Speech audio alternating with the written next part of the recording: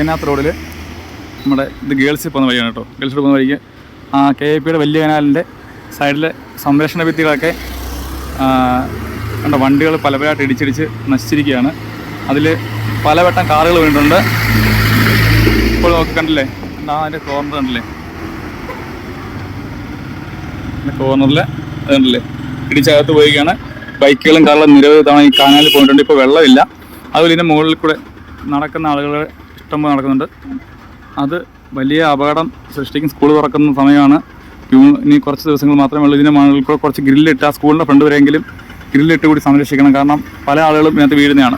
ആ വീടുകളിലെ അവർ തൊട്ടപ്പുറത്ത് ജനറൽ അവർ പറഞ്ഞു അവരുടെ സ്വന്തം കാശ് വേണമെങ്കിൽ കെട്ടാം, അവർ റെഡിയാണ്. പക്ഷേ ഇതിൻ്റെ നൂലാമലകളും നിയമവശങ്ങളും അവർക്ക് അറിയാത്തതുകൊണ്ട് ഒന്നും ചെയ്യാത്തതാണ്. അതിനുള്ള എന്തെങ്കിലും ഇതുണ്ടെങ്കിൽ പറയുക. ഓക്കെ, ഇത് തന്നെയാണ് നമ്മളുണ്ട് കനാൽ റോഡിൽ കൂടെ വടക്കോട്ട് പോകാമെങ്കിൽ ഇവിടെ ഇതുണ്ട് സൈഡ് ഭിത്തിയെല്ലാം ഇടിഞ്ഞു പോയിട്ട് ഇവിടെ കാറുകൾ നിരവധി തവണ വീണതാണ്.